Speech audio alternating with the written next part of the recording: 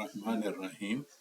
آج کا میرا عنوان ہے تبلیغی جماعت کی تاسیس کا مقصد، یعنی یہ تحریک کس لیے شروع کی گئی۔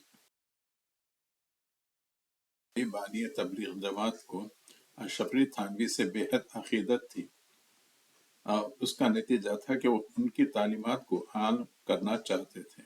ایک بار فرمایا، یعنی الیاس قادری نے، حضرت مولانا نے بہت بڑا کام کیا ہے، بس میرا دل یہ چاہتا ہے کہ تعلیم تو ان کی ہو اور طریق تبلیغ میرا ہو، کہ اس طرح ان کی تعلیم عام ہو جائے، یعنی اشرف علی تھانوی کی تعلیمات عام ہو جائیں۔ حضرت تھانوی کی کتابوں سے فائدہ اٹھانے کے لیے ضروری ہے کہ ان کی محبت ہو، اور ان کے آدمیوں سے، یعنی اشرف علی تھانوی کے جو دوست ہیں ان سے، اور ان کی کتابوں کے مطالعے سے متنفع یعنی فائدہ اٹھایا جائے۔ ان کی کتابوں کے مطالعے سے علم آئے گا، اور ان کے آدمیوں سے عمل۔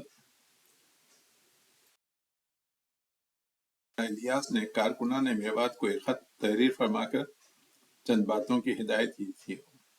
اس مکتوب میں یہ بھی تھا: حضرت تھانوی کے لیے ایصال ثواب کا بہت اہتمام کیا جائے، ہر طرح کی خیر سے ان کو ثواب پہنچایا جائے، کثرت سے قرآن شریف ختم کرائے جائیں۔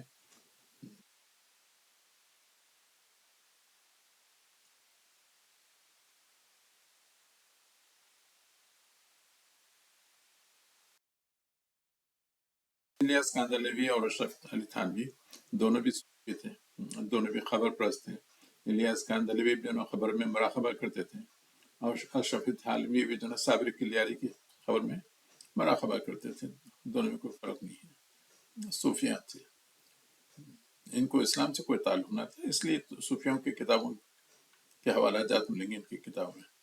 اللہ تعالیٰ پھر صوفیوں کی بدعقیدگی سے ہمیں محفوظ رکھیں، آمین۔